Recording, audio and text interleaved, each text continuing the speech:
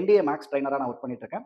So இந்த 4 வருஷத்துல NDA maths ரிலேட்டடா நான் என்னலாம் கத்துக்கிட்டேன் அப்படிங்கிறத உங்கள்ட்ட ஷேர் பண்ணிக்க போறேன். ஏன் அப்படின்னா, இப்ப நானும் தமிழ் மீடியம்லயே படிச்சுட்டு வந்த ஒரு பெர்சன் தான். தமிழ் மீடியம் படிச்சவங்களா இருக்கட்டும், இல்ல ஒரு போர்டு எக்ஸாம்க்கு படிச்சவங்க, இந்த என்டிஏ எக்ஸாம் மேக்ஸ்ல என்னலாம் டிஃபிகல்டீஸ் ஃபேஸ் பண்றாங்க அப்படிங்கிறத மட்டும் தான் ஷேர் பண்ணிக்க போறோம். ஸோ ஃபர்ஸ்ட் ஜென்ரலா என்டிஏ எக்ஸாம்ல மேக்ஸ் பத்தி சொல்லிடுறேன். மேத்ஸ் அப்படிங்கிறது ஒரு கம்ப்ளீட் பேப்பர். ஒரு ஃபுல் பேப்பரும் நீங்க மேத்ஸ் மட்டும் தான் எழுத போறீங்க. அதுல 120 கொஸ்டின்ஸ் இருக்கும். ஒரு கொஸ்டினுக்கு 2.5 மார்க்ஸ் அப்படின்னா 120 இன்டு 2.5 ஒரு 300 மார்க்குக்கு நீங்க மேத்ஸ் எக்ஸாம் எழுத போறீங்க. மேத்ஸ் எக்ஸாம் கிளியர் பண்ணால் கண்டிப்பா பண்ணணும். ஜிஏடியும் கண்டிப்பா கிளியர் பண்ணணும். மேத்ஸ் மட்டும் நல்லா பண்ணிட்டு நீங்க ஜிஏடி பண்ணலனாலும், ஜிஏடி ரொம்ப நல்லா பண்ணிட்டு மேத்ஸ்ல நீங்க எலிஜிபிலிட்டி கிளியர் பண்ணலனாலும் நீங்க என்டிஏ கிளியர் பண்ண முடியாது. ஸோ மேத்ஸ் கண்டிப்பா நீங்க கிளியர் பண்ணியே ஆகணும். இப்போ தமிழ் மீடியம் படிச்சுட்டு வர பசங்களா இருக்கட்டும், நீங்க ஃபுல் அண்ட் ஃபுல் இங்கிலீஷ்ல இருக்கிற கொஸ்டினை ஃபேஸ் பண்றப்போ ரொம்ப கஷ்டப்படுவோம். இல்ல போர்டு எக்ஸாம்லேயே ரொம்ப டாப்பரா இருப்பாங்க, அவங்களால மல்டிபிள் சாய்ஸ் கொஸ்டின்ஸ் வந்து சால்வ் பண்றதுக்கு ரொம்ப கஷ்டப்படுவாங்க. அப்போ நம்ம எப்படி பண்ணணும், எப்படிலாம் படிக்கணும் அப்படின்னு பார்க்கணும். இப்போ நான் இந்த 4 வருஷத்துல இருக்கிற எல்லா ப்ரீவியஸ் இயர் கொஸ்டின் பார்த்த வரைக்கும் எல்லா கொஸ்டினும் அப் டு 12th ஸ்டாண்டர்ட் நம்மளோட போர்ட்ல இருந்து மட்டும் தான் கேட்கறாங்க. சின்ன சின்ன ட்விஸ்ட் மட்டும் தான் அங்க வச்சிருக்காங்க. ஒரு கொஸ்டின் ரீட் பண்ணி நமக்கு புரிஞ்சாலும், நம்மளோட போர்டு எக்ஸாம்ல என்ன பண்ணிருப்போம், 10 ஸ்டெப் 15 ஸ்டெப் எழுதி ஆன்சர் கொண்டு வந்திருப்போம். அந்த அளவு டைம் டியூரேஷன் நமக்கு இங்க இருக்காது. ஏன்னா நீங்க நல்லா பாத்தீங்கன்னா 150 மினிட்ஸ் 120 கொஸ்டின்ஸ் அப்பயே தெரியுதா, ஒரு கொஸ்டினுக்கு 1 நிமிஷம் தான் நமக்கு கிடைக்கும். ஸோ அந்த டைம்குள்ள நம்ம முடிக்கணும் அப்படின்னா கொஸ்டினை எவ்வளவு வேகமா ரீட் பண்ணி நம்ம புரிஞ்சுக்கிறோம். அப்போ நம்ம கொஸ்டின் ரீடிங் ப்ராக்டிஸை நல்லா ஹெவியா வச்சுக்கணும். சாய்ஸை எலிமினேட் பண்ணி நம்ம என்ன பண்ணிக்கணும், ஆன்சரை கண்டுபிடிக்கணும். இப்போ 4 ஆப்ஷன் கொடுத்துருக்காங்கன்னா சில கொஸ்டின்ஸ்லாம் சாய்ஸை மட்டுமே ரிமூவ் பண்ணி நம்ம என்ன பண்ணிடலாம், ஆன்சர் கொண்டு வந்துடலாம். அதெல்லாம் எப்படி அப்படிங்கிறத அப்கமிங் வீடியோஸ்ல பார்க்க போறோம்.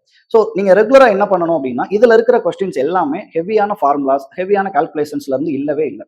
வெறும் பேசிக் ஐடியாஸ், டெஃபினிஷன்ஸ். நம்ம வந்து இப்போ ஃபார் எக்ஸாம்பிள் சொல்லணும்னா, மேட்ரிக்ஸ் மல்டிபிளிகேஷன் நம்ம எல்லாருக்குமே பண்ண தெரியும். ஆனா மல்டிபிளிகேஷனுக்குன்னு ஒரு டெஃபினிஷன் இருக்கு.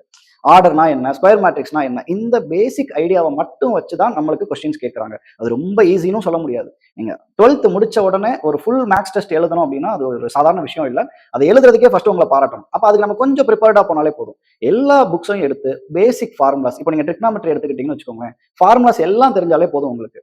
அழகா உங்களால சாய்ஸ் ரிமூவ் பண்ண முடியும். ஸ்டெப் பை ஸ்டெப் உங்களால கொண்டு போய் சால்வ் பண்ண முடியும். ஸோ இந்த மாதிரி நீங்க ரெகுலரா ப்ராக்டிஸ் மட்டும் பண்ணிக்கிட்டே இருங்க. டெய்லி டெஃபினிஷன் படிங்க. இதுக்கு நீங்க வந்து என்ன புக் யூஸ் பண்ணிக்கலாம் அப்படின்னு கேட்டீங்கன்னா, அரிகண்ட்ல ஒரு புக் போட்டிருப்பாங்க, ஹேண்ட் புக் ஆஃப் மேத்தமேட்டிக்ஸ். ஏன் இந்த புக்கை சஜஸ்ட் பண்றோம் அப்படின்னா, உங்களுக்கு போர்டில் இருக்கிற எல்லா கண்டென்ட்டை மட்டும் அந்த புக்ல கொடுத்துருப்பாங்க. அது எல்லா சப்ஜெக்ட்டுக்குமே இருக்கு. Handbook of physics, chemistry, biology எல்லாமே இருக்கு. ப்ராப்ளமே இருக்காது. இப்போ நீங்க ட்ரிக்னாமெட்ரின்னு எடுத்துட்டீங்கன்னா ஆரிஜின்ல இருந்து ஸ்டார்ட் பண்ணிருப்பாங்க. டிகிரினா என்ன, ரேடியன்னா என்ன, அது எல்லாத்துலயும் ஆரம்பிச்சு இன்வெர்ஸ் டிக்னாமெட்ரியில வந்து முடிச்சிருப்பாங்க. எல்லா ஃபார்முலாஸும் அதுல இருக்கும். அந்த புக் வாங்கி வச்சுக்கோங்க. டெய்லி 1 பேஜ் ரீட் பண்ணுங்க. அதுல இருக்கிற ஃபார்முலாஸை நீங்க படிச்சு வச்சுக்கோங்க. அதுக்கப்புறம் கொஸ்டினை எவ்வளவு வேகமா ரீட் பண்றது அப்படிங்கிற குவாலிட்டியும் நம்ம என்ன பண்ணிக்கணும், வளர்த்துக்கணும். கொஸ்டினை எவ்வளவுக்கு எவ்வளவு வேகமா ஒரு 10 செகண்ட் 15 செகண்ட்ல நீங்க ரீட் பண்ணி முடிச்சிட்டீங்கன்னா உங்களால அதை சால்வ் பண்றதுக்கு ஒரு 40 to 45 செகண்ட்ஸ் உங்களால யூஸ் பண்ணிக்க முடியும். இந்த ப்ராக்டிஸா எடுத்துக்கோங்க.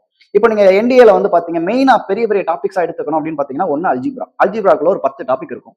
ஸ்டாட்டிஸ்டிக்ஸ், ப்ராபபிலிட்டி கடைசியா ஒரு 2 டாபிக் கொடுத்துருப்பாங்க. ட்ரிக்னாமெட்ரி, வெக்டர், கால்குலஸ், இந்த 5 டாபிக் இருக்குன்னு வச்சுக்கோங்களேன். இதுல நீங்க அழகா மேட்ரிக்ஸ் டிட்டர்மினன்ட்ஸ்ல ஃபுல் மார்க் எடுத்துலாம். அதுலயும் இப்ப என்ன பண்றாங்கன்னா ட்ரிக்னாமெட்ரி பேஸ்டா தான் கேட்கறாங்க.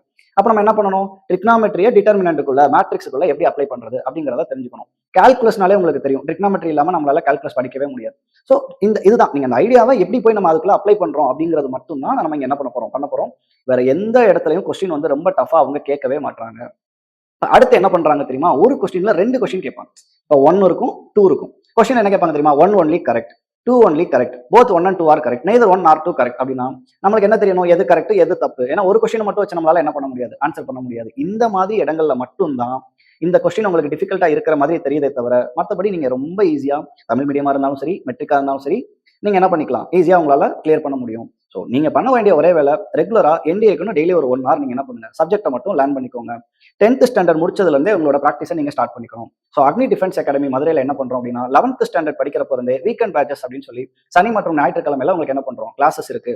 நீங்க இந்த ஆப்பர்ச்சுனிட்டியை யூஸ் பண்ணி உங்களோட என்டிஏ ப்ரிப்பரேஷனை நல்லா வச்சுக்கலாம்.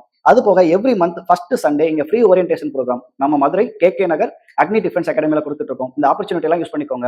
அடுத்தடுத்த வீடியோல எப்படி ப்ராப்ளம் கேட்டிருக்காங்க, அதை எப்படி சால்வ் பண்ணணும், அதோட ஷார்ட் ட்ரிக்ஸ் என்ன அப்படிங்கிறத பார்க்கலாம். தேங்க்யூ.